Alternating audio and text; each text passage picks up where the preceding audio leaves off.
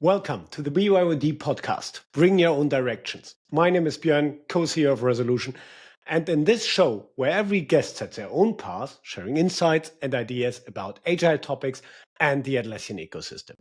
Proudly sponsored by NASA, not another stand-up app.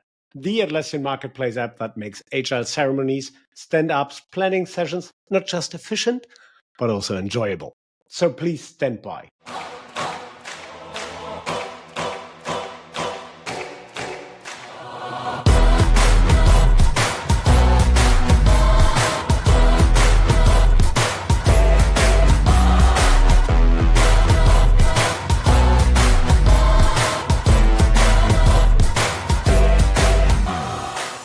So welcome back. Today with me is Andreas from Yasoon. So let's say hello. Hey, Andreas. Hi. Hi, Björn. Thanks for having me. How's it going?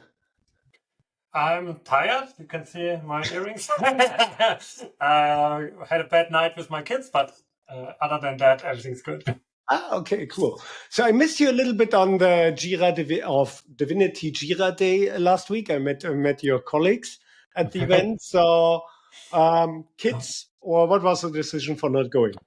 Yeah, actually, my kids are 5, 3, and 1, and every parent knows what that means in the current period. So yeah, I have to choose my events wisely, and I will be in Anaheim. Cool. So other events have to step down a little. Perfect. Then I'm looking forward to see you in person in Anaheim. 5, 3, and 1. So that's all numbers in the Fibonacci sequence. But I'm not going to continue that. Yeah, on some point you should stop, or your goal is to have a soccer team or something like that. We know us since a couple of years. So I know your solution. I know Yasoon, you're a famous marketplace vendor based in Germany. But tell us a little bit more about yourself, about Yasoon. What was the initial idea for going to the marketplace and taking the beast Microsoft into it? So yeah, looking forward to hear a little bit from you. Yeah, I mean, as you mentioned, I'm Andy from Yasoon. I'm the co-founder. I have actually Tobi with me. We are both developers, so that's kind of a special situation that we founded a company with 2 developers. And that's also the history. I mean, that's what we like. I mean, I have quit my job because I'm not the enterprise corporate person. And luckily, Tobi decided to leave with me as well. And at that time, Outlook was the dominant program in our corporate life. So everything was email, everything was calendar. There was no Skype, there was no Teams. There was Skype for Business started to change it a little bit. It was never successful, or it was always 10 minutes chaos, and then you had the possibility to talk to somebody. Yeah, but it was never like replacing email. So all the decisions were made by emails, and we thought, hey, we need to find something more clever.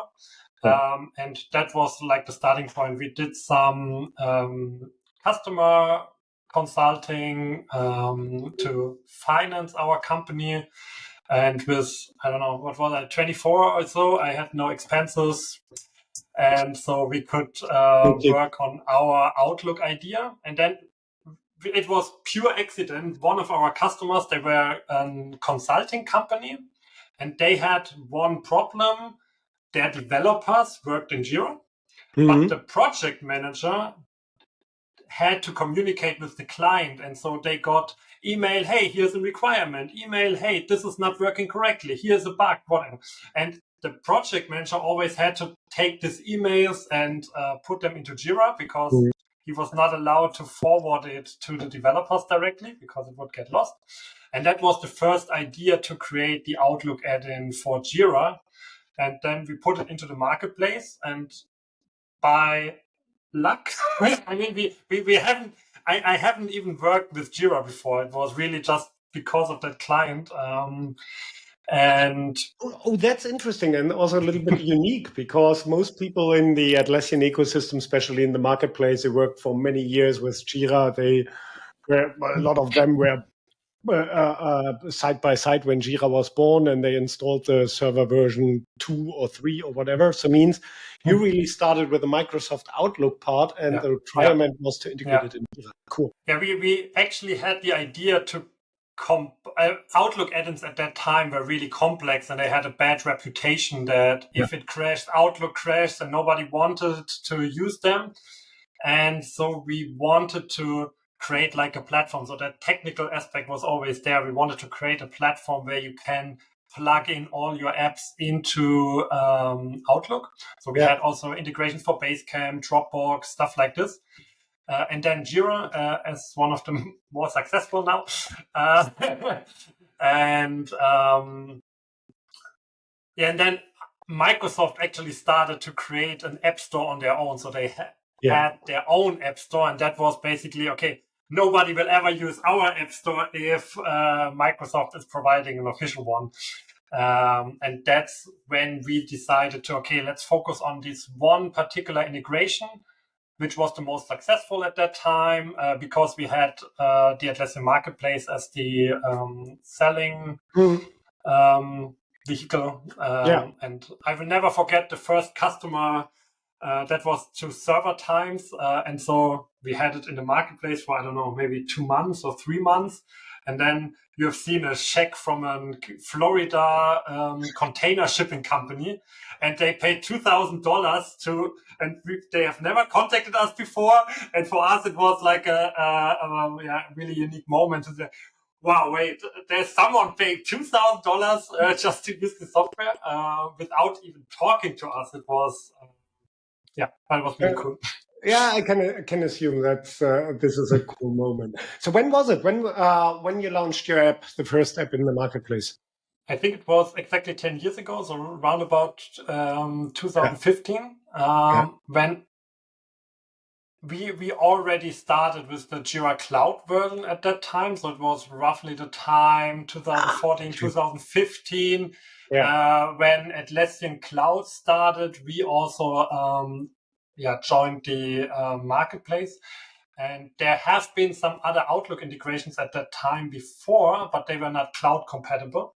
And we hadn't had any history, so we could create our product based on the assumption, hey, there is cloud and there is server, and we had like an information advantage because we knew what's coming. I mean, 2015, 2016, I joined the Atlassian Marketplace much later, but I know the resolution story, and I was standing on the site when Chris Reichert put the SAML single sign-on in the marketplace 2013.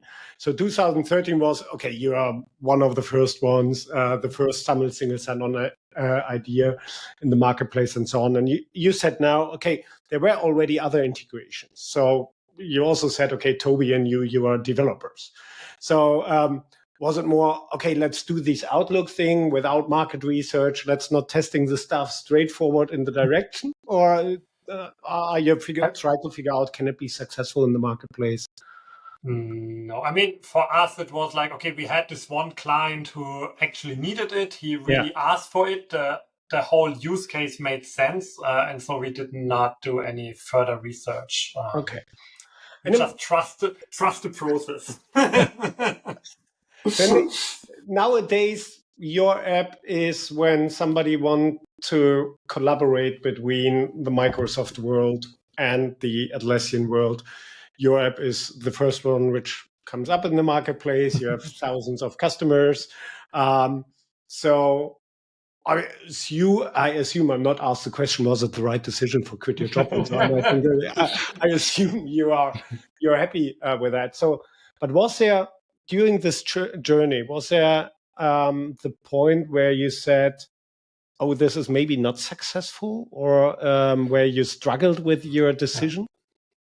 I mean, we never struggled with the decision, but obviously, I mean, I think everyone can imagine the first 100, 500, 1,000 installations, they can be really small, especially if you do not have a marketing genius in your department, but have to do it organically.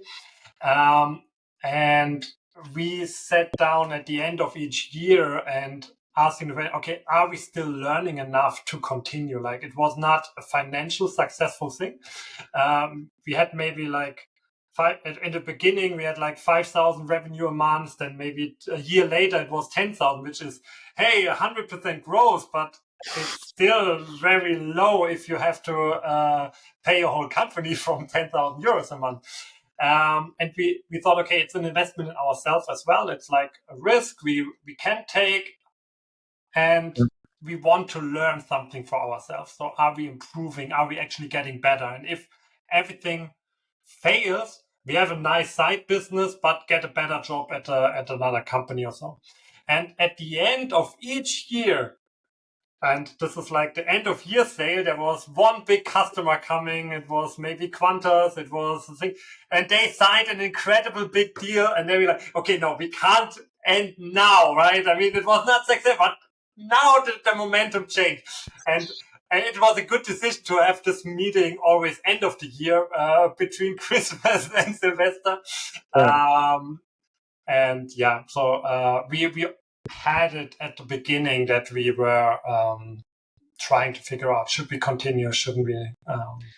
That's interesting. So I never heard that to continue. The question is, are we learning enough? I mean that's cool, but nowadays you have a lot of founders. They have the dream to found the company. They maybe have similar product stories and so on, but they ask more the questions. Okay, what is my revenue at the end of the year? What is my margin? And what's my actual evaluation for an exit? So it's not so often a learning question. I like this one. But we also never founded a company to make money. The biggest reason was we are not corporate guys. We wanted to do our own thing all this money thing. And we wanted to be developer. We wanted to build products, and we always over-engineered everything. It's like, so yeah, I mean, this is. So I mean, 10 years is a long time. So how many people are Yasoon now? We have now grown to 25 people. 25 people. So means you, two developers founding a company with the goal to learning something and to have fun and not being in a corporate. And then on some point alongside the journey, you start to hire people. The company is growing. You need to think about HR. You need to think about meeting structure and so on. So how, I guess just a little bit that two developers are not totally looking forward for creating a company structure and so on. So how was this part of the journey for you? I think we have been super lucky there as well. I mean, obviously now, 10 years later, I would do everything differently. I would directly try to I would wait longer, but hire full-time developers, hire only for full-time employees. At that time, we started with working students and tried to fill the gaps a little bit in marketing. And we always had the idea to hire in the areas we don't want to do. Like we started hiring in the marketing area because preparing a summit was no fun for us, like creating brochures, developing a booth layout. That was simply no fun for us. And so we started with a freelancer there, then hired some students to write the text, maintaining the homepage, stuff like this, maintaining the marketplace, uploading images, all these kind of things we don't want to do. But then at one point we have been super lucky that we found a good business leader for our team, so we could really hand over her the responsibility for all these business areas. Right? I mean, it's not, we have no full-time HR department, we have no full-time marketing department, but for us, this was like one collection of people, our business team, and they did design, marketing, partner management, support, HR, accounting, and she managed that really, really well. And that always made it easy for me because I could focus on the things that are fun to me. And this is hang out with the developers, think about bugs, operational excellence, stuff like this. Was it difficult? I assume that hiring a person for the whole business side of the business of the company is, first of all, a really smart decision, but it also means that you need to give away responsibility, and other people make also decisions which potentially can influence your day-to-day stuff. Was it hard?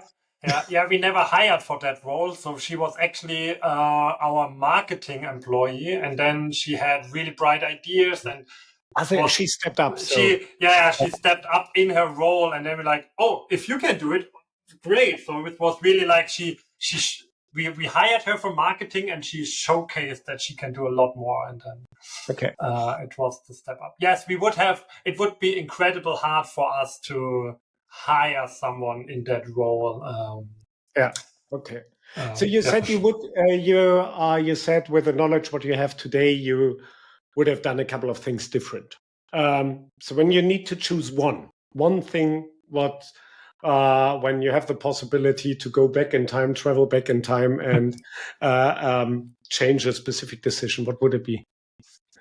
It would really be to hire full-time employees from the very beginning, try to get as good people as possible, and better delay the first employee and not starting with working students, because you have to. They are smart people from university, but they haven't seen a lot, and especially for us, we have been pretty young. I mean, yes, we had a couple of years of experience, but having someone truly experienced in our company would have boosted everything, I'm pretty sure. Okay. Interesting. So when 25 people, how classic developer company in the beginning, so how's the split of developer and I call it sometimes overhead, so marketing and so on. What's your split there? Are you still a pure development company? I mean, we do basically everything in-house. So we have no freelancers, no marketing agency. So we don't outsource a lot of things. So it's maybe 2/3 developers, 1/3 overhead in your terms, but it is support, it is partner management, it is marketing, it is a designer. So there is a lot of still product related employees that we think is not as an overhead. If I think of overhead, it is like accounting, because you have to have it, but no one wants it to. And our marketing is not hearing the podcast. and they are in the marketing, they are influencing our product as well. So they are designing the text, they shape the user journey, the first install experience, stuff like this. So it's not like, hey, this is an agency and they are in a different department. We try to incorporate their knowledge into the product as well. Atlassian Microsoft. So one big beast and one 10 years ago, one cool upcoming company. Yeah. They hadn't 1,000 employees at that time. It was so, and making the decision, okay, I create a solution, and 10 years ago, the name middleware or something like that was maybe also around. So making the decision, okay, we are creating something which connect the beast and the upcoming stuff. So I assume along the journey, you had major changes of the strategy of both companies. So, when I remember on Microsoft 10 years ago, it was a complete different company. When I remember on Atlassian 10 years ago, it was a complete different company. So how have you adapted these changes? Because I assume there were also some big changes in it where UI or whatever platform changes, but also strategy changes that Microsoft started with SaaS instead of selling all their stuff in one package. So how you adapted all these big changes? On the Microsoft side, I think it's pretty simple, because this trend to Microsoft 365, to have everything cloud-based, this is a smooth transition for 10 years now. So they started it when we started, and it's not an overnight success, but it is going and coming. And now we have, I think most companies have accepted cloud in their Microsoft infrastructure. Yeah. And Microsoft always had this big, I take over the world vision. So they never bothered to create a Jira integration on their own or something. They are like, I want to create a platform. I want to have the biggest platform in the world. I want everyone to work on it. Yeah, the others will I don't, and others have to create so I try to create the possibilities to integrate with this platform, and others have to do it. And that aligned pretty well with a company like ours. Not saying that they are doing a good job there. It's not also a big mess on all these integration stuff, and they have so much legacy. I mean, Outlook is dated back to, 1980 or so, and I'm pretty sure there are still aspects of the code from then in the current code base. And Atlassian was definitely trickier with the transition to cloud is slower. They also realized that Microsoft 365 is a dominant player. And so they have started to create own integrations for their own. And so we have to find a spot where there's a basic offering from Atlassian and we have the upsell. And this is a constant cat and mice game. Is it an English term? I don't know. If not, I'm creating it. But yeah, there's a constant battle of Atlassian is shipping something, we have to react on it, then they are changing another thing. And I think that the biggest hit for us was 2019 when they have created their own Outlook add-in, which had, by surprise, exactly the same 3 buttons than ours, and exactly the same functionality. And that made us think about, okay, are we a Microsoft partner integrating with Atlassian, or are we an Atlassian partner integrating with Microsoft? And we think it is safer to be a Microsoft partner because they will never touch your business. They will. Interesting. Okay, but you're doing the monetization. Yeah. You can't have all. Yes, but it's true. We do 100% of our sales is on the Atlassian marketplace. Yeah. Interesting. So means when, I mean, there are a lot of points in it. So you mentioned already, and I think a lot of marketplace vendors realize the same in the Atlassian ecosystem, but you have it also in other tech ecosystems, that when a vendor somehow creates an integration to another tool or to another platform, they often go for the minimum basic to have somehow the check in the checkbox for RFPs and so on. And then they can say, yes, we integrate in Microsoft.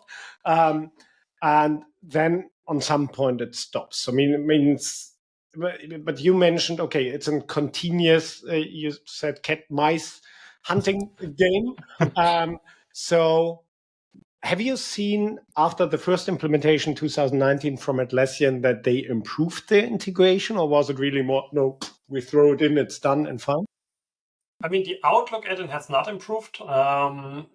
That was really like, okay, we had 1 year of budget and they made continuous improvements, but it was one financial year where they shipped improvements. And then after this one financial year, budget was over and basically they never touched it again. And on Teams, it is a little bit different because Teams, I think, is so fundamental now for a lot of companies that they have created like silo applications. So one for incident management, one for regular software project, one for service management. So they are trying to create Teams helpers for everyone. And there's always the challenge for us to understand, okay, what are they going for? What will be the next steps? Will there be next steps at all? And so it's more on the team side where it is a constant battle on the improvements. Got it. So you said also that Yasoon is more a Microsoft partner as an Atlassian partner. So this is maybe a little bit an answer to my question, what I had on the list, and I think what a lot of people often have on the list when they see your solution. So why are you doing it just for Microsoft? There's also a Google world, there's a Slack world.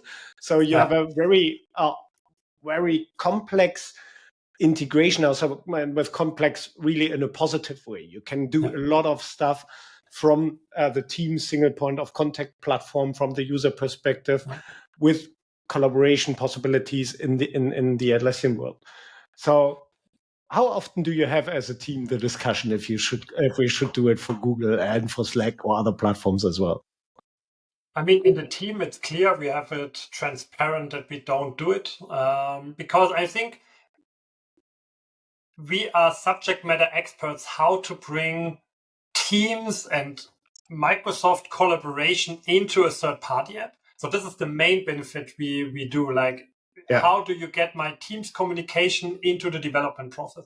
How do I get Teams communication into my service project? And and this is what I mean by, yes, we do on the sales side, we do everything on the Atlassian platform because it's much easier to target. I know there's a huge overlap between Jira customers and Microsoft customers. We have one sponsored a Microsoft conference. And I promise 90% of the people walk by, oh, Jira, is this your company? I mean, okay. And this is, in your bubble, Jira is like, hey, everyone should know Jira. If you're in the Microsoft ecosystem, there are so many people, and this is also the size of the conference, right? I mean, the Atlassian team is maybe like 5,000 people now. On a lucky day, yes. And the Microsoft conference, there were 75,000 people. They had to have a full football stadium for the keynote and stuff like this. You had thousands of buses bringing the people to the venue. And so it's a different scale. And so it's always much harder to find the Jira users in the Microsoft world. But if I want to diversify my business, I would take all my knowledge, how to bring communication into support processes, and would probably build it for ServiceNow, or I would do it for, I mean, I don't know the marketplace, or Monday.com, or what are the latest things, but I know how to bring communication into a business process. And this is why I would take the Teams part as granted and then bring it into different ecosystems. Interesting, because it's, I mean, always when you talk to other Atlassian marketplace vendors, or when you're by myself, I see it when I'm somehow in the Atlassian tunnel and think, hey, Atlassian is the best after sliced bread in the world, and so on. It makes totally sense how you explained it. Yes, Microsoft Teams or all the tools there are a 75,000 conference thing and not a 5,000 thing. So the German Microsoft conference had 25,000 attendees. Just saying. 20% of these companies are still on Windows NT and using. I don't know. I only talk to the Microsoft 365 customers, so I don't know how deep the hole is.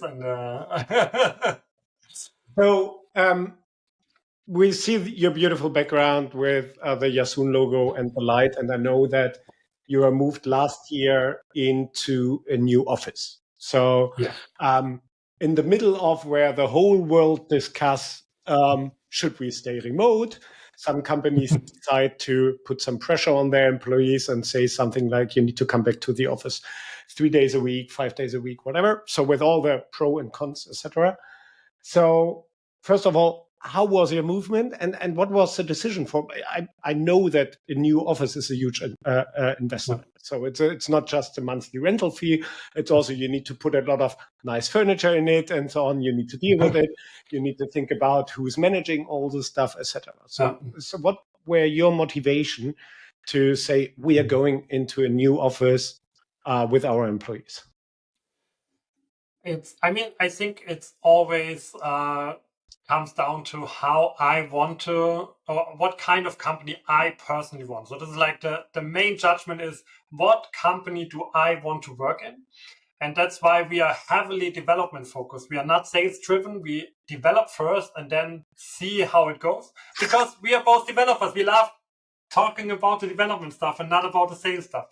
And it's the same thing. I want to be surrounded by people. I don't want to have these low point relationships that are in a pure remote company. And I always say like, hey, they can, at one time they quit and then they join another Zoom meeting and being part of a different company. And this is not how I want to treat my employees, but I also don't want my employees to treat me like that. So I want to have a true relationship. And this is what we said from the beginning. COVID, obviously, we sent everyone home for 2 years. Everyone was working remote, but we still continue to hire only in Mannheim. And there was always the plan to have like one headquarter where we meet, where we come together at least a couple of times a week. And still the case, all your employees are in the same town or around? Yes, right. We only hire locally. And that's why we have this 100%. Everyone is in driving distance to the office. We have a 3-day policy to come into the office. There is no real discussion about it because we have been extremely transparent about it, that COVID is temporary. That's not the company I want to have. And we also hire only people who want to work in the same way. Like, I never convinced a home office worker to be part of my company. If they want to work remotely, that's perfectly fine. Then they are not a good fit for me. And I think transparency helped a lot. I think a lot of corporates that have issues now getting their employees back into the office haven't been honest in the past, have made promises they cannot hold now. And we always tried to be transparent, and so we don't have the discussion yet. And actually, for me, it's so pleasurable. We have days, presence days, like Tuesday, Thursday, where basically everyone is in the office, and I don't have a single Teams call at that time. Everything is doing in a meeting room.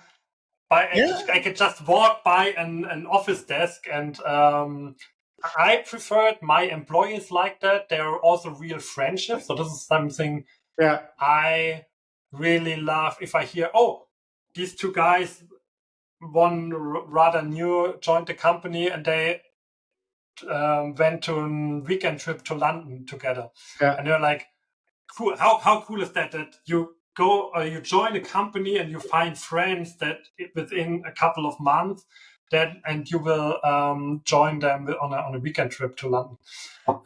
This probably wouldn't happen on a remote company. I mean, that's super unique. So when you look on all these startups the last years or companies and so on, most of them are remote first companies, and maybe they have a couple of offices, whatever, and so on. So because it gives a lot of flexibility. So now you are based in Mannheim. You said you just hire locally. So had you on some point the situation where this aspect that you hire locally and people need to be in the office, that it limited Yasoon on some point because it was not able to find a person or whatever? I mean, it's a complex question. One thing, in the meantime, this office culture has become an advantage for us because we can really hire high talented people who don't want to. They have been working remotely for such a long time, and they are just tired of it.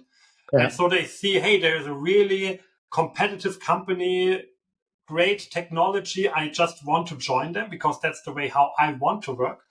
And also, if you're working in a corporate, yes, you are forced into the office, but you are still sitting in front of Teams because you have to call with China, you have to call with the US. And well, that happens when I go to the office. I'm the whole time in a meeting room with myself and my Zoom. Yeah, right. So this is just bonkers. And if I tell them how we work, they are like, "Oh, that sounds great."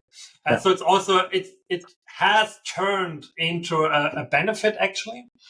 And on the other hand, we tried to outsource some developments, like with freelancers, hire more remotely, and we not hire directly, but we tried to work with freelancers. But it requires so much more management effort, and then turns back to us. I don't want to be the professional manager. I want to be a good technician, and so I had the choice, basically improve my management skills and hire remotely, or further improve our technical skills, and then I can hire locally. We find a couple of really excellent engineers, and others we can just give them training and hire them from university, but we have the knowledge internally to make them world-class developers. And cool. So yeah, it's a balance, but I don't think it limits us at the moment. But we are also in a good spot with a lot of tech companies around us. There's universities around us. So it's a kind of good place to hire actually. Okay.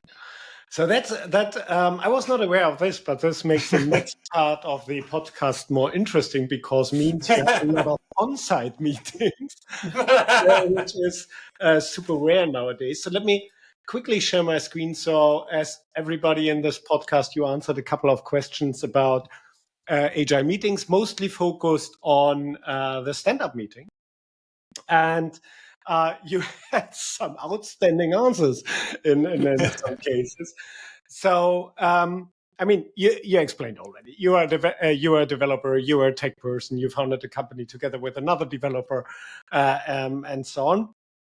So, and when it comes, I'm relatively sure you know the concept for stand-up meetings, daily meetings since many, many years, and but it shows me also that you are not the best friend of preparing meetings. So how? So you said, for example, here that you not properly prepare your update in the 3 questions, and also that you're not working with notes and so on. So that's an interesting point, because at the end you are the founder and also the CEO of the company. So it means I see it also on my weaknesses. So, and I always need to remember sometimes when I look on my weaknesses, with my weaknesses, I'm also the person who give examples, bad or good examples, how we should work.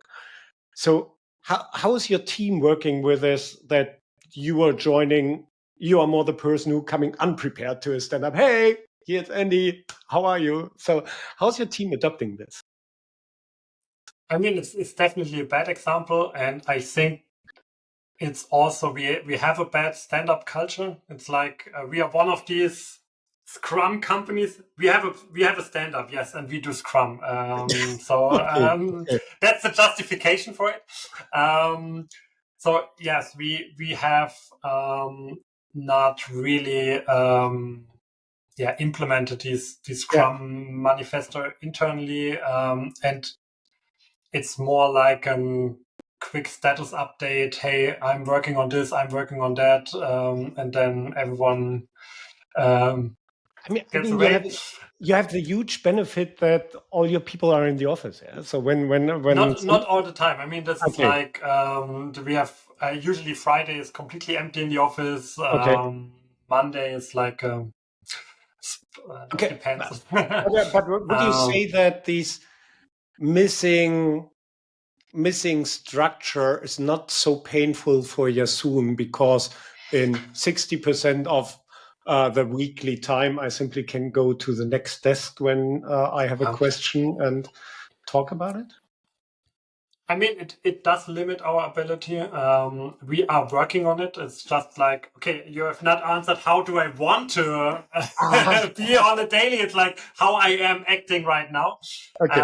We tried to improve a couple of times. We had like different daily rules for a couple, like hey, you only have 1 minute with a timer, or you have to prepare something written beforehand, and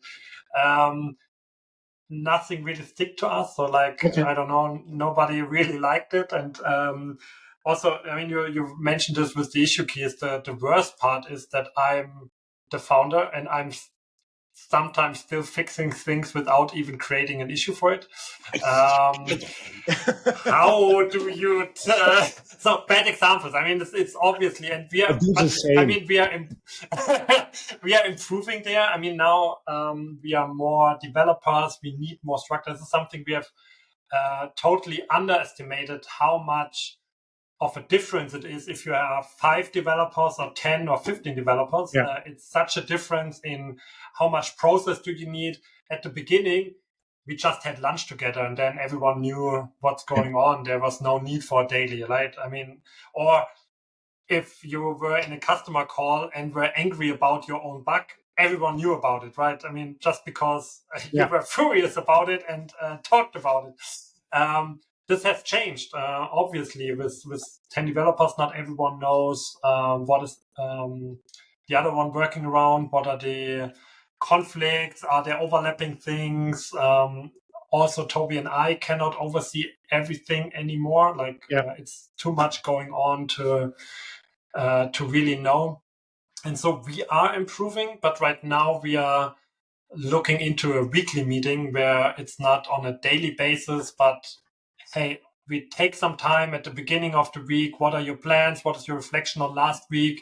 To have more time to really go into depth and then trying to understand what everyone is going for and looking for, and then you can say, oh, this is an interesting idea, maybe I can help you with that, and then we've tried to find help on this level. It's interesting. I mean, we had a resolution, we had a little bit a similar journey, so we somehow implemented half Scrumish something. That's what we do. But for us, the trigger for really improving it and also playing around with the recommended structure and with the right ceremonies and so on, the trigger for us was 2 years ago, this 4-day week discussion, because we said, okay, we can't burn time. And the results were amazing relatively quickly, because this made for us more obvious how much time we burn in talking about the same stuff again, or how much issues we create when not all people are on the same page and so on. So, but if you want, I created a complete new agile ceremony training 3 weeks ago. It's finished. It's a 4-hour training. You can watch it on YouTube, but hey, Mannheim is not far away, so I'm also happy to join your team. I thought I can come to Berlin. We can do it with the whole team. I mean, the whole team can also come to Berlin. But that's interesting. I mean, I'm also more an ad hoc person, and it's also hard for me for preparing meetings, because I made many years education sessions with sales teams, and that was fine for me to join completely unprepared and having an 8-hour sales training. So I'm more this person. But I really learned that these focusing on the structure, and that's super interesting, focusing super hard on the structure, on the Scrum structure or with the ceremony structure, is really helpful. And I learned in the last 2 years also more and more these pain points when, I'll just give you an example. We always mixed up the sprint review and the sprint retro meeting. So we said, why should we do 2 meetings? It's a waste of time. And on some point we switched it. And it was a game changer, because it is so difficult for people to mix these 2 topics. So in the sprint review, it's about what you have achieved and how it looks like. You need to do a demo. Stakeholders need to give feedback on it, but you're not discussing the process, how you achieved the stuff. And in the retro, you give immediately the time for, hey, now let's talk about the process, how we achieved it, what can we improve, and so on. And I always thought, hey, we can do it in one meeting. And no, I was totally wrong. It was I have much more input now from the team when I split the meetings and when we give this time, and it's more helpful. But it's super interesting. Probably we should really talk about the training day. Yes, yeah, we can do it. Active listening. You are an active listener, but it looks like that you're sometimes also falling into the trap of multitasking. So you said you are neutral to avoiding multitasking.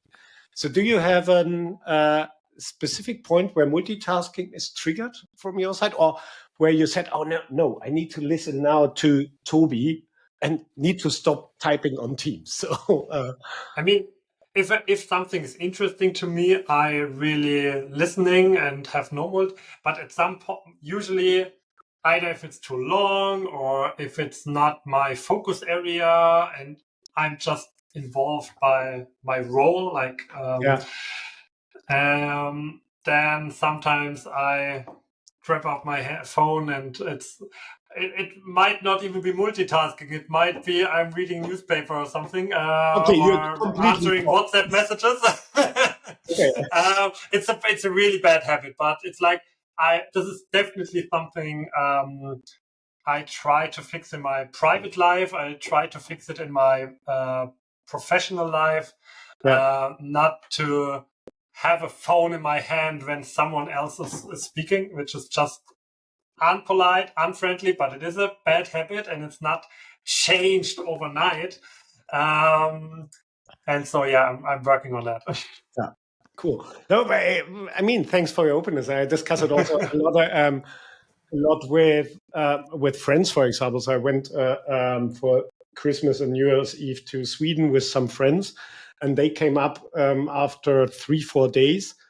Because they were always Instagram, TikTok, also when they watch TV or Netflix in parallel, they this is scrolling, and I'm not doing it. I'm stopped with this a couple of years ago because it was too stressful. So my smartphone is always on silent mode. I have no vibration, and so I never look on this. I showed my smartphone to Britta, one of your colleagues, last week, and she was completely messed up with all my red notification button.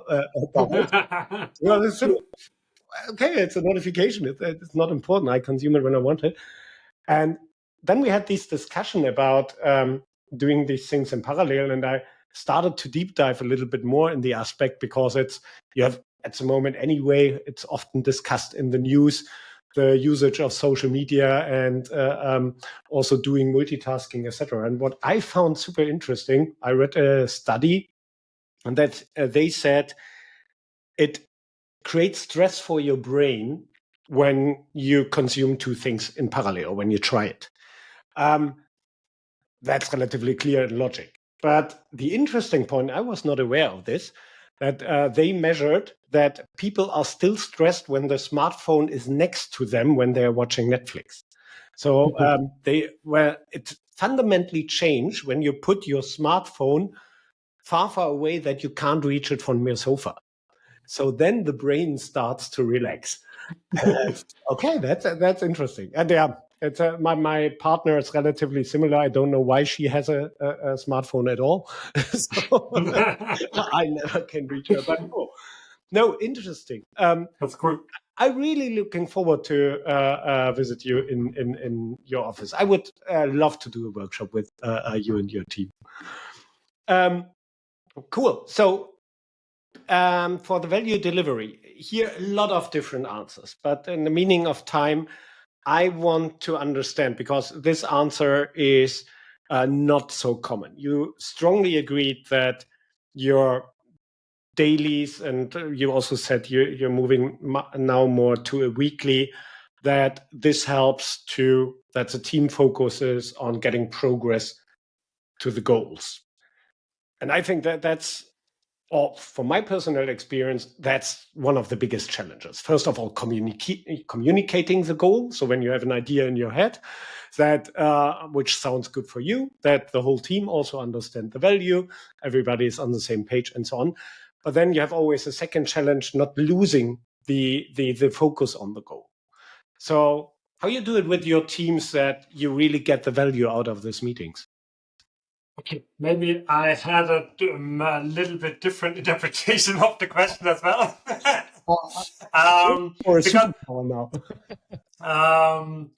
yeah, I mean, what I was thinking about was we first of all, I can blindly trust everyone to be to give 100% every time. They try their best all the time to get this finished, to get this solved. I can be 100% sure that in our culture there's no ego, there's no company politics, there's no there's no politics. So it's really about getting the best solution for our customers, and nothing else matters. And then we have like a clear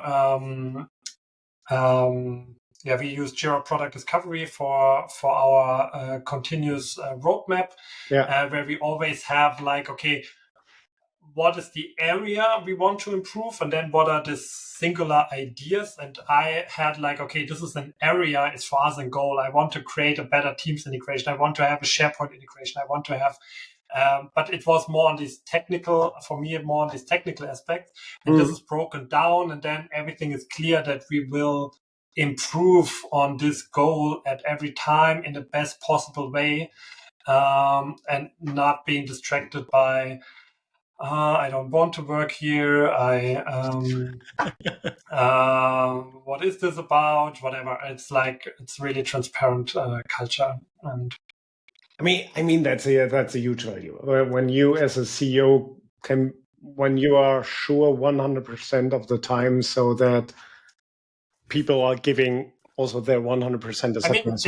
I always tell them there are good times and bad. They don't have to pretend being in a good time if they're in bad times. I pay them for years. You can't have only good days, right? And that's perfectly fine. But I can, even if they are not performing that well in that day or that week, I know they're not lazy, or they are not, they are still trying their best in their current situation. And they will be next week fully energized, and they will overachieve then next week. So I think this is the important part here. Yeah. So you said earlier that you hire talent. So talent is for me very often the word for young, talented people, but maybe less experienced. So do you have something in place that when somebody joins new in your team that they get these experience, or is it the whole team dynamics who's forming the new colleague? I mean, this is something we have definitely improved last year when we hired a lot of developers. We have an onboarding process. We have a lot of documentation. We have a lot of processes documented where they can read through. They have a mentor. They are sitting next to each other. It's also like the mentor and the mentee, they sit next to each other, so they can really ask questions as fast as they can. We still realize how long it takes to onboard someone, to learn about all the Atlassian ecosystem, to understand what is data center, Connect, what are all these facets of Connect. Oh, there's Forge. What is different to Forge? And then you have to multiply that with the Microsoft area, because also on the Microsoft there is a lot of legacy parts. There are good parts. There are bad parts. Why is it different here? We don't know. There are two different teams that nobody cared about. And so you see the same patterns at a certain size. Neither Atlassian nor Microsoft are creating the best products possible because there are so many people involved. They just do their own things at the end. Interesting. Dedication. So let's come to because it fits super well now to go to these to the third part. So for bring your own direction, you have chosen dedication, which is an interesting one, and I think when all what I heard so far, it's also more and more logic that you have to do it. But you're doing some unique stuff. All your team is together in one city. They are mostly 60% working on site together. That's unique and not all and super rare in the tech world. So, and now you say dedication in a world where it's normal to come up relatively quick with an MVP, testing stuff, blah, blah, blah, doing next. So it's all about output, or a lot of organizations measure their success, especially in the first stages of startups, etc. Okay, we need to have this, where dedication is more, or my interpretation of dedication is also going really deep in some things. So what makes dedication for you important and for Yasoon important? Yeah, I think I've chosen that word because it is like the common theme for Yasoon. So like we are now 10 years in the business. We have basically just one app, one topic, connecting Jira and Microsoft 365 to go really, really deep, to do it really, really well. But it's also something on a personal level that really bothers me, that it is so normal to have just a mediocre product and people accept it. Like if we have customer calls and then they run into a bug in our app, they're like, oh yeah, that happens from time to time. They are not even, I'm ashamed of it. I don't want to have that bug in my product. They're like, yeah, that's just occasional. That's okay. You don't have to worry about that. Like, I do worry about that because that's not normal. And people, especially in big corporates, they have so many, shitty products and workflows, and everything is just barely working. But it's good enough, and so nobody cares to fix. And you can see this whole pattern everywhere. If you go through the App Store in Google or the Windows Store, is even worse. There's only crap products and 90% of the apps on the Android store could be removed and nobody would bother. And there's so much mediocrity in our tech world, and that bothers me. I want to have pixel perfect UIs. I want to have bug free. And don't do everything, but do one thing really, really well. And I'm passionate about it. And I couldn't take passion, so I choose dedication. I had many years ago consultant in the previous company, and when we argued about software, he always said, okay, it's banana software. I said, okay, what's banana software? Yeah, it's finished on the customer side. So but never finished there because the budget runs out. Yeah. But also this, I mean, there are tons of jokes around it. So you can also say, okay, well, Microsoft always had these error messages and people are don't want to have it. Apple was always good not displaying an error message. They are just closing a window. And then you have a complete different impression. But it's in this whole SaaS cloud world where pace, speed, development speed, and so on is an important thing. And there's also this word of perfect is the enemy from good. So where people say, okay, I just what you said, what you don't like, when people just deliver something which is good enough, but it's painful in so many ways. So it's a long intro to my question. Do you have the feeling that your customers value your high quality approach on it? I mean, you're successful. I think so, yes. So I mean, obviously they choose to buy us instead of using the Atlassian free app, so that there are alternatives that are free and they still choose to pay. But I think it's not about is someone actually valuing it. I think it's that was always the question. I mean, I've been working in consulting, and then they were like, yeah, there's no time to fix the layout. It's just put label and values on the screen. Nobody pays for the layout. And that might be true if you tell them, hey, this label accurately costs $500 more. they would not willing to pay for it. If you design the whole software in a better way, in a more accessible way, in a more beautiful way, then you are talking not about $500. You are talking about $5 million to do it differently, or $50 million to do it differently. But you have a whole other sales aspect, and so you can't tell, is it this one aspect or the other? It's the whole philosophy around it. And I can say this is also one part that allows us to hire high talented people, because we take quality of our product seriously. That also is, it's not only about if you want to provide high quality software for the customer, you also need to make sure that they are less likely to produce bugs. You have to provide a higher code quality. You need to provide more testing also. So you need to do a lot of things right to provide this higher quality software.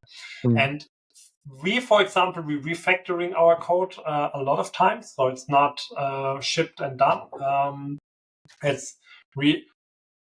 Every couple of years we are trying to refactor our code. Not because I think, it provides value, but I think that these core logic will slow you down over time.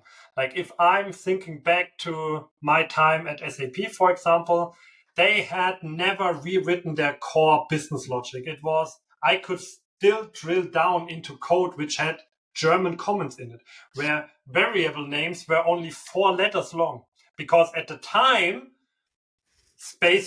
memory was valuable, and so they decided 4 letters are enough, and table names were like BOT 000, BOT 001, BOT 0010, and you are like, okay, and this now slows down 100,000 developers at SAP.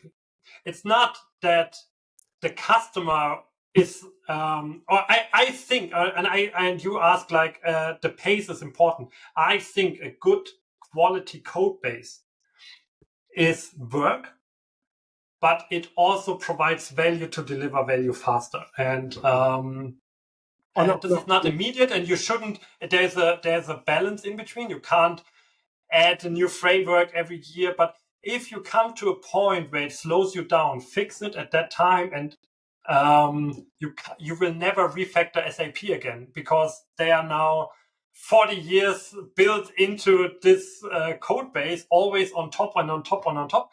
And this, but now it really slows down the developers, and that could have been avoided if they have started like 35 years ago about refactoring. That's my opinion on it, and we will see in 10 years, 20 years, 30 years if that's if that was a good idea or a completely stupid idea. Yeah, I mean, you have proven with Yasoon already that this is a good idea. And I mean, you are now in one part of the journey where you have the benefit already. I mean, that's in we have sometimes the discussions. I mean, we also, I think it heavily depends on your product and where you are in your journey. If you have the possibility to refactor again and again and again, because there's also the point what we learned with a couple of apps, and I think you mentioned it also in the beginning a little bit. You also tested some other apps in the marketplace, etc. But you have, in some cases, you have products where you need feedback quickly, where you want to understand is the idea working or not. And what I always find challenging is to balance exactly the development effort and this pressure point on, hey, on some point we should come out with that. I mean, for example, we developed. It's super hard, and we fail continuously with that because there are so many aspects on it. So we developed since 12 months an app for Monday.com. And it turns out it's a complex beast. So initial idea was to finish it in 3 months. So we are now over 12 months and still not in the marketplace on Monday.com. Okay, I should probably reconsider the training on agile value. I train agile ceremony. It's a good point. I give you the tool that you realize that you have a problem. No, no, but I think that's the hard point. And it makes totally sense. But this makes it so difficult in a product world, and I think that's different in a consultant world, because very often in a product world, you will see if something was successful many months or years later. And it's interesting that you as Yasoon have really a lot of unique points where when I would put 100 marketplace vendors in one room and would ask the question, okay, who has the whole team on site? Who is focusing or how much is the focus on code quality and so on? It's super interesting. I wouldn't agree actually on we have proven that it is successful, because I am convinced a company on our size, we could just pile a bunch of shit and we would be probably more successful. So it's still a bet on the future. Like, as you said, it's still 5 years out. Is our big vision coming together, and are people actually willing to pay for that big vision? If they don't, we shouldn't have put so much effort into all the development stuff. The whole Jira app, as just what we have right now, wouldn't require such an architecture and such an you could still you would need to have to be careful. You might develop 1 or 2 features slower, but if you compare it to all the time we spend to refactoring, they would be far advanced. But this is something I always say. Like, I'm a technical person, so I've never learned all these management stuff. I never learned how to measure a company. We still have no KPIs in our company. There's no sales goal. There's no. We just do our best day by day, and then the result is good. Somebody checking the bank account at the end of the month, and when there's a that was my controlling for like 7 years or so. Bank account goes up, it was a good month. Bank account goes down, not so good. Let's look. But still, I'm really looking into these things that are not measurable. Like you will never know how much it costs to replace an employee. You will never be able to measure it. The network effect, who else will maybe quit. This is such a complex. So if one employee left, what does that cost you to replace? Yeah, you can say the new hire, onboarding time, whatever, but you never know what else is happening. And this is the same thing with these code quality. You cannot measure it. That's why a lot of companies ignore it, or they do it because they have to, but they have no good tool to control it. We have no controlling in the first place, so it's much easier to focus on things that feel right to us. And support the company we want to work in, and that's helps others to be more euphoric about their work. They produce better results. A lot of these things. You will never be able to measure that, and you will never be able to look back and say like, "Hey, I should have done that differently." You will never know that. But it's that brings me to an interesting point, and that's a little bit then. Well, nowadays, the elephant in the room. All these AI tools, which can now first of all, they can enable people to develop software which are normally not capable to develop software, like me. Or I also, my partner had also around Christmas a business problem where you normally use a BI tool, a little bit spreadsheet, blah, blah, blah. So you use 2-3 tools to finish something, and I showed her BOYD.new as a development tool. She was never ever in software development, and 8 hours later she created a web app with exactly the result what she needed. So I was that's great.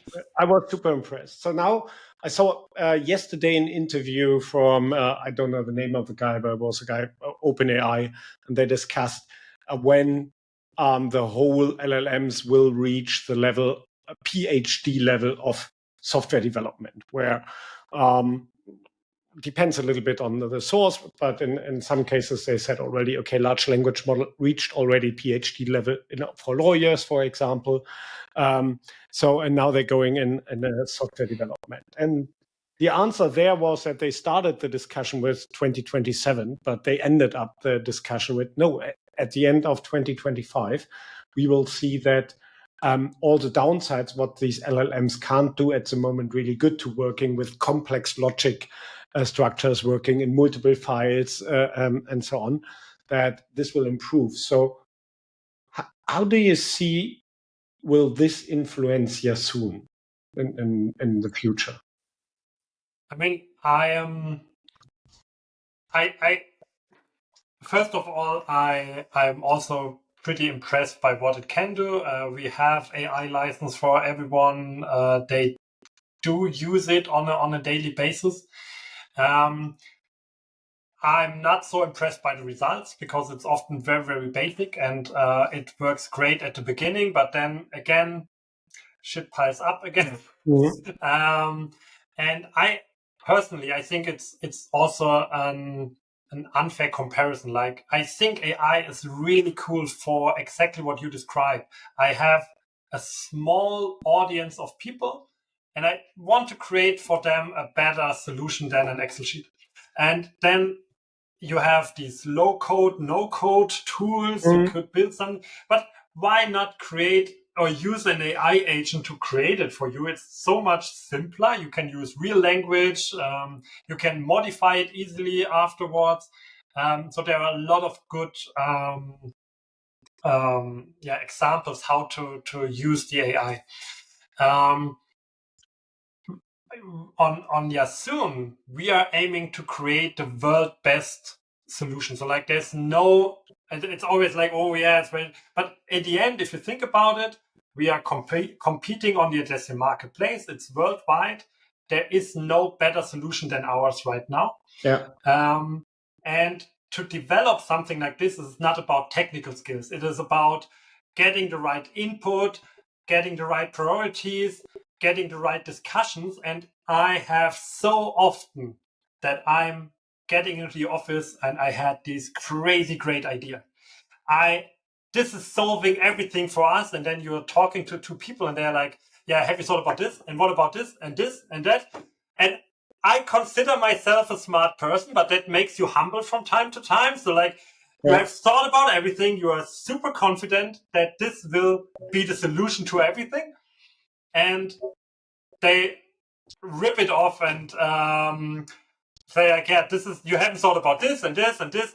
But the end result, if you start with a good example, and then you started a thinking process in your coworker's mind, and the end result is really something I say, this is objectively better than everything I have came up with on my own.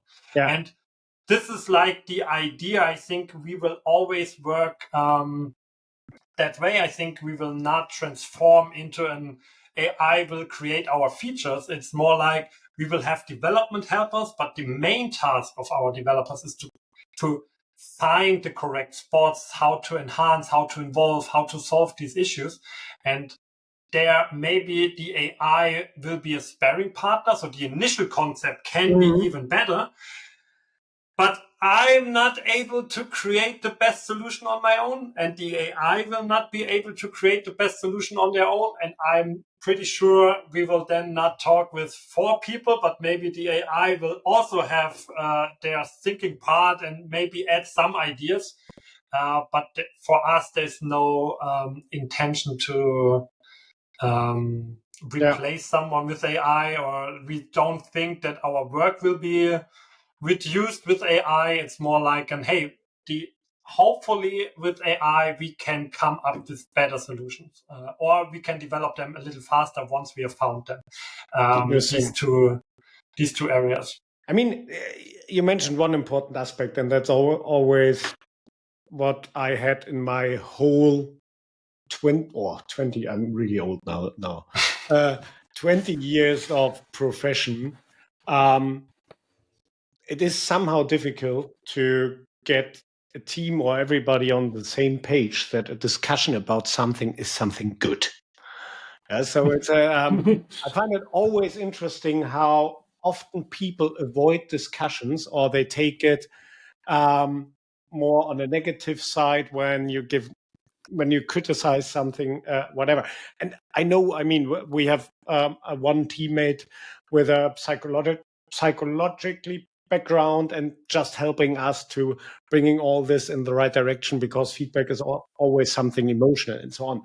But that's also what I say always to my team is I want to trigger discussions because I can be sure the outcome of the discussion is much better as what everyone can do alone.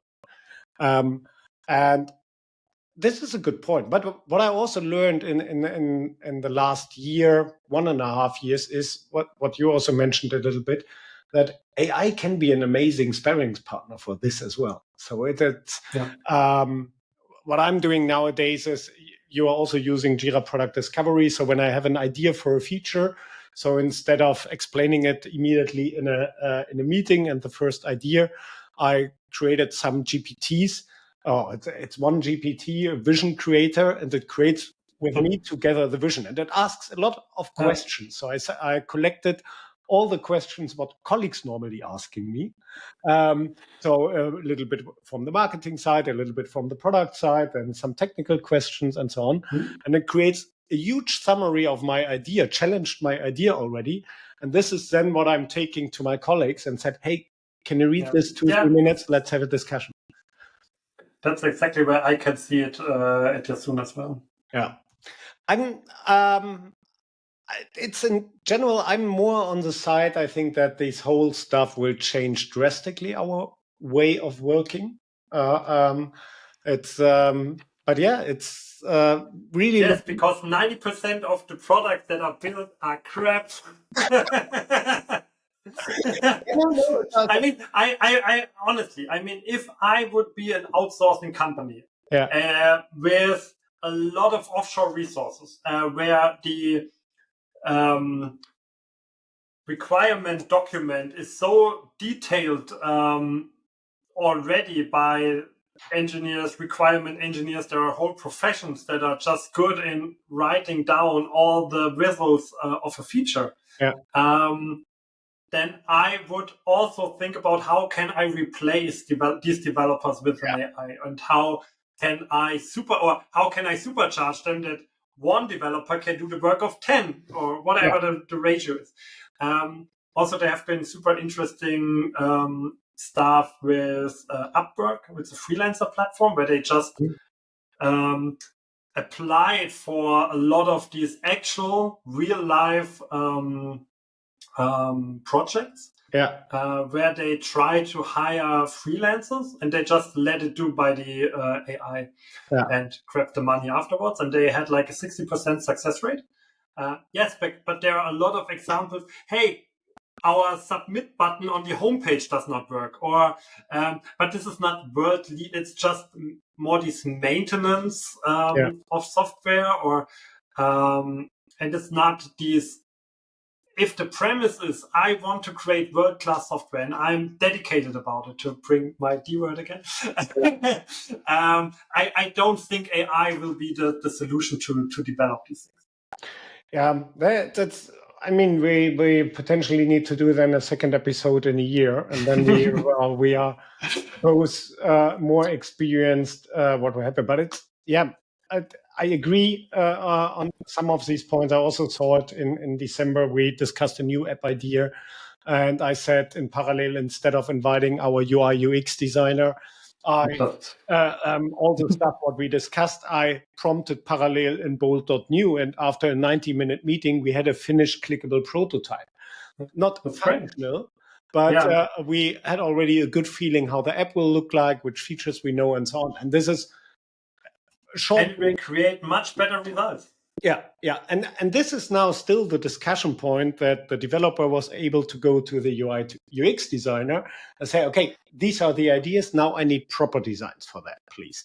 Now I need to find answers for all these smaller things and so on. No, it's interesting. I think the main question, what I have always in my mind at the moment, because I see a little bit that, and also when I discuss it with our developers or people from other companies.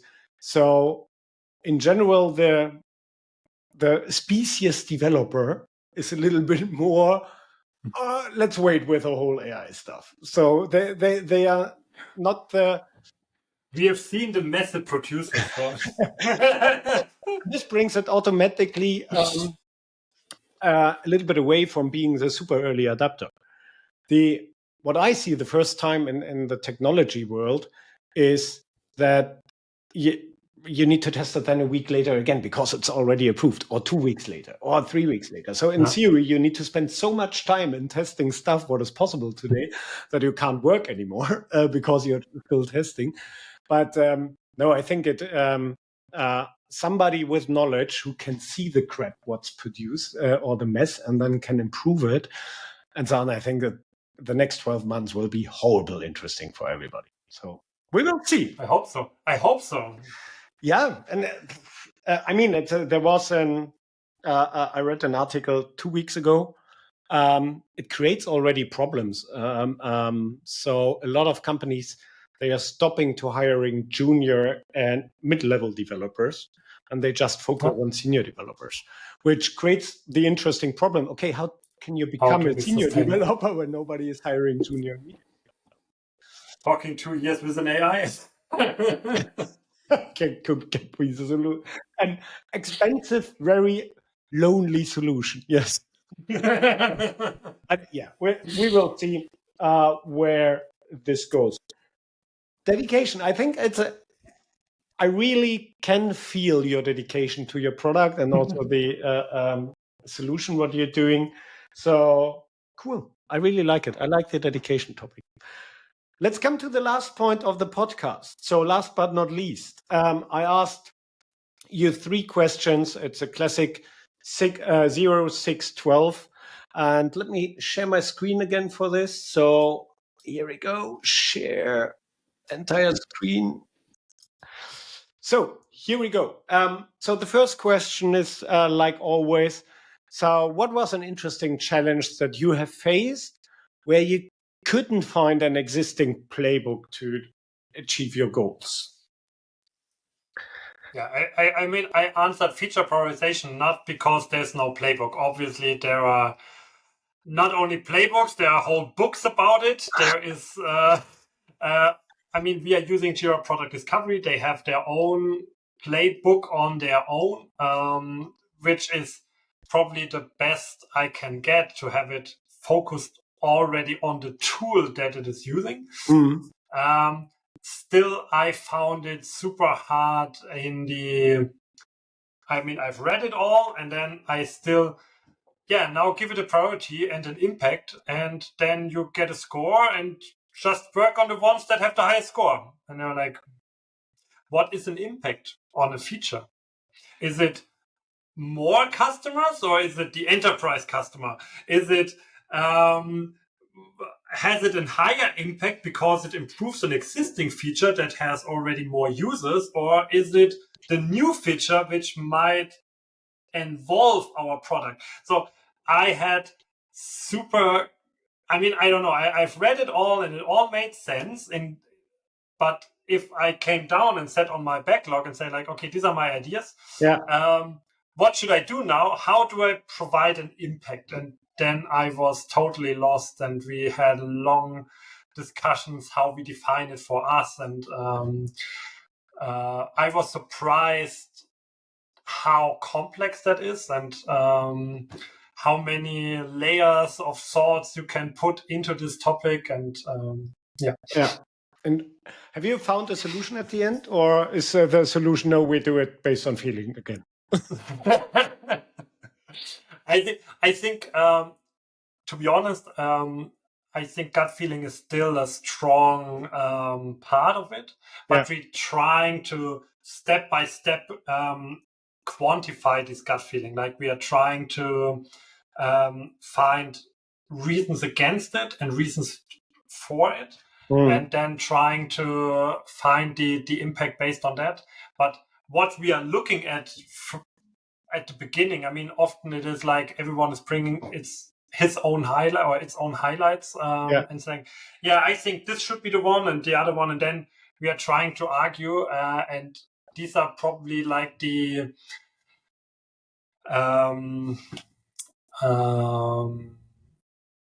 the dimensions we are trying to evaluate. Like, is it more customers or the big customers? Is it an existing feature or a new feature? To get a sense on this impact on this feature. Yeah. And we haven't talked about effort or something like that. This is this is still a whole other point, right? I mean, and there's also like then this part of should we go with an easy implementation? Like, okay, it is quick and dirty. To get a feeling, is it used at all, or should we add some refactoring, do it correctly? When is the right time to do the refactoring? Because pace is definitely also an important part in our business. Are you working at Yasoon with? I mean, you mentioned you implemented somehow Scrum, so I assume you're doing something with sprints and sprint end up. But are you executing somehow deadlines or due dates on features? No. No, I think that's what I and that was also part of the presentation what I did on the Jira Divinity Day because we learned it on the hard way, and I learned it a couple of times in my last 20 years on the hard way. That and by the way, also part of the training, the importance of deadlines. Because I think what this whole agile aspect or mindset framework, call it whatever you want, it creates a little bit this environment where you believe you can leave deadlines away because they are not important. And this is often then influenced from additional sentences or accelerated from sentences, classic developer sentence. It takes how long it takes. Yeah. So the classic one. And I don't know how often I had the discussion with our team or also in previous jobs. Deadlines are bad because you're anyway moving them all the time and they're creating negative emotional pressure, blah, blah, blah. And I'm personally also super bad with deadlines. When somebody want to have a presentation from me upfront from an event, I never deliver.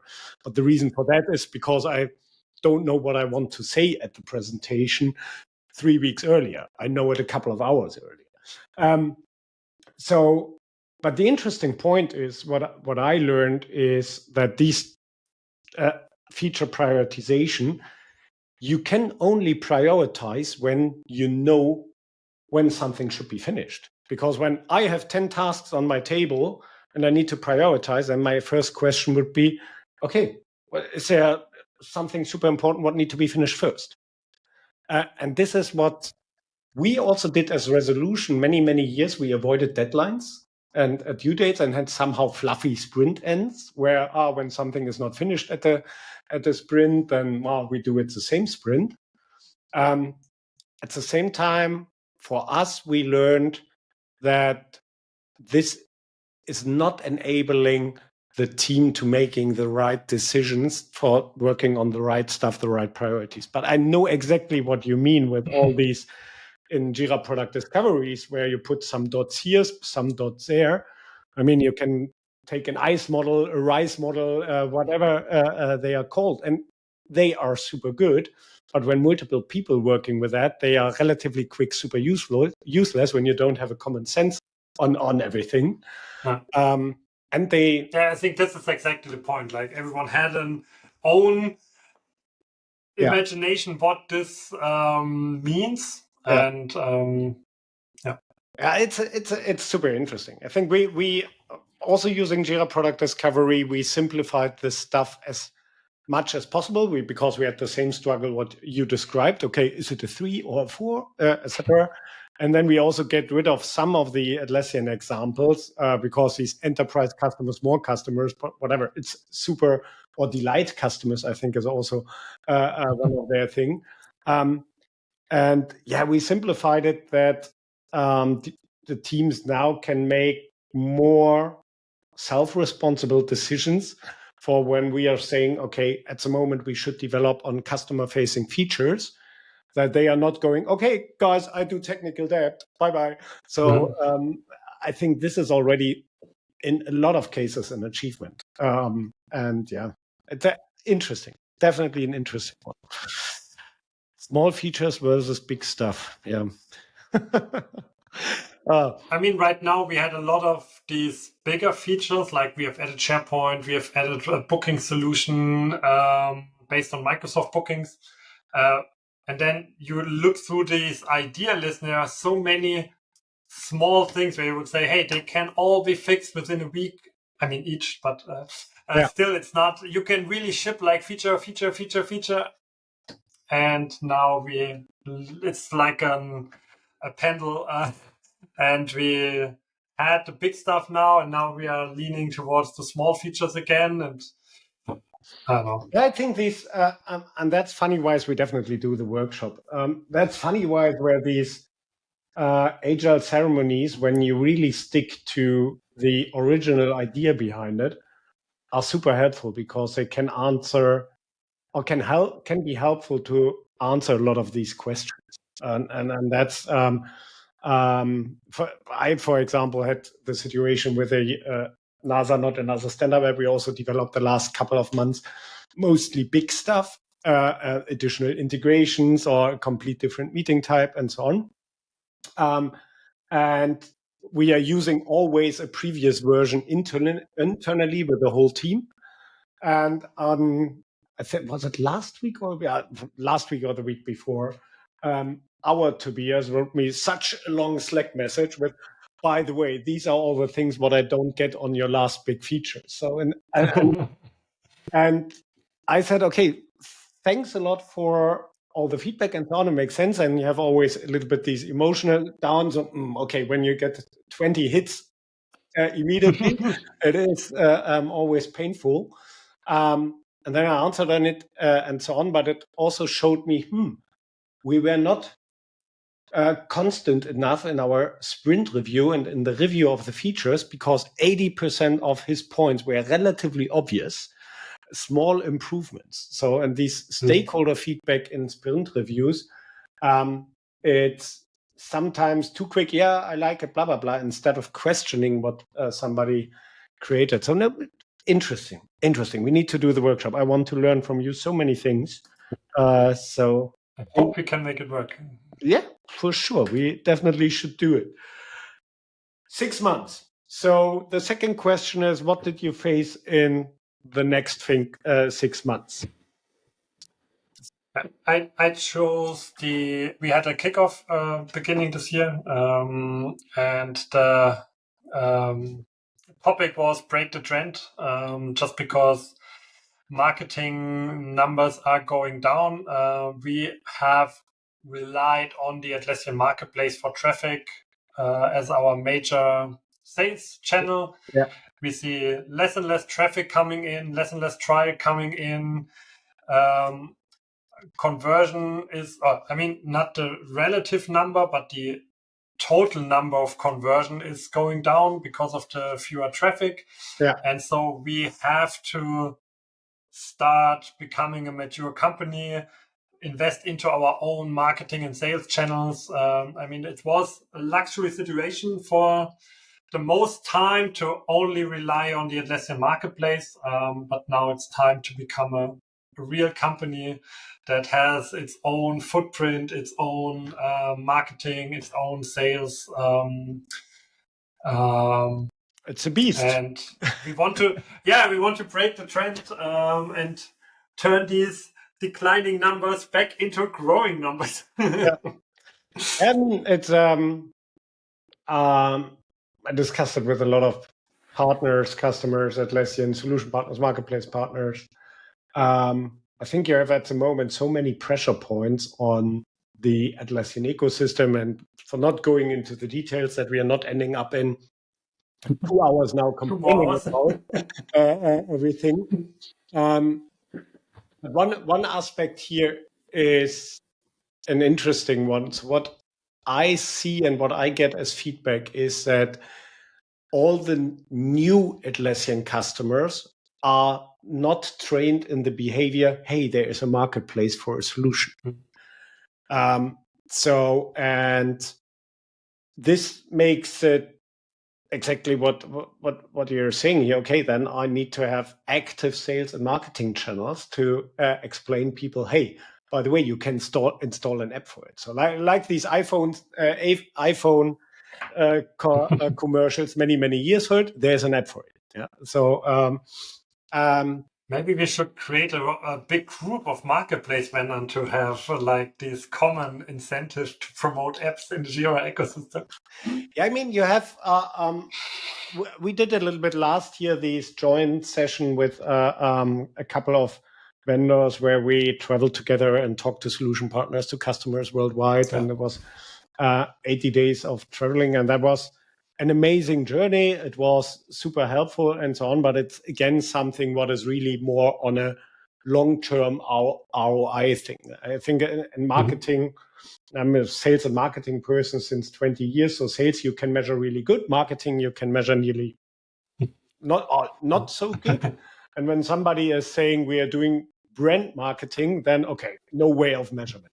Or no good KPIs in most of the cases. But yeah, it's. I mean, I see it on what we are doing. That more and more people also coming to me and saying, "Hey, I saw your podcast, or I saw the training stuff, or whatever." So it is definitely working, extending these awareness stuff, but it's a hard game. It's really a hard game. So the marketplace was many years a cool thing and a trustful channel for income, but it's now not enough anymore. Yeah. Interesting. I mean, also the partners, they are like they are revenue-wise, they're really important. But if you're also looking at installation numbers and you want to keep a high search ranking in the Atlassian marketplace, you need to have a lot of installs. And so you also have to focus on these smaller companies like 1 to 100 seats in the Atlassian cloud, and they probably don't have an Atlassian partner. There's probably a non-technical person becoming the Jira admin. They are, as you mentioned, they have no training. They were just the ones who signed up, and hey, that makes you the Jira admin, and they are learning on their job to provide value for the department. And I think for them, it's important to have other channels like Google. They don't know about the marketplace. They will know about Google. Maybe we need to have a ChatGPT prompt engineering injection. I don't know what the next step after SEO will be, but probably they will have questions on their job, and we need to find a way to answer these questions and promote ourselves as a solution. Yeah, definitely. So that means I can. First of all, the good part of the story is I will see a lot of new content from Yasoon in the future. That's cool. Not my content. I hope so as well. No. I mean, that's cool. I think we are in general. 2025 will be the hardest way where what Atlassian solution partners and marketplace partners has faced for many years. So and there is an interesting aspect in it that. And you also said you started development in cloud from the beginning, but you have also a huge installed-based server data center and so on. So, I talked to a lot of marketplace vendors, and when they had solutions, that's what we don't as a solution have. So our data center app has no cloud version, so it means we can't migrate it. Yeah. So I think the whole Atlassian ecosystem was in the last 12, 18 months, maybe 24 months, busy with migration from data center and server to cloud. So, and this masked a lot of the slowdown, what we see now drastically. So a lot of partners said that it's like somebody hit the brake for a couple of months ago with a new business. So when you then ask, by the way, when was your migration to cloud mostly done? You're relatively similar. So yeah, because it's exactly what happened. The whole ecosystem was busy with these cloud migrations. Then we have tons of aspects that on average less apps installed per customer, blah, blah, blah. We have Volkswagen said, 2 weeks ago, they want to get rid of 25% of the employees and so on. So you have also customers are shrinking. So that also makes less users. No, I think it will be a challenging time, 2025. At the same time, Atlassian was always a growing market. The cake was always big enough the whole time. So that's normally what we don't have. Yeah. So it makes it definitely an interesting one. I wish you really luck with that. Looking forward to the content. We will closely monitor your LinkedIn profile for any advice. Shameless plug. Björn is publishing his analysis on his LinkedIn profile. Yeah, there will be an interesting article this week. I'm already working on something. So, where do you plan to be in 1 year? So you pick a year. Yeah, I mean, I chose from being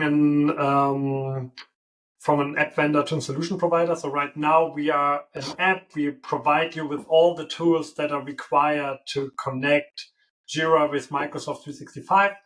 And what we are right now providing what we are working on is to provide in-product solutions that you can just activate that are pre-configured for a specific business line. So is it like template? Or we have like then a use case for internal ticketing. We have a use case for HR application management. We have one for incident management. We have one for project management with external customers, stuff like this.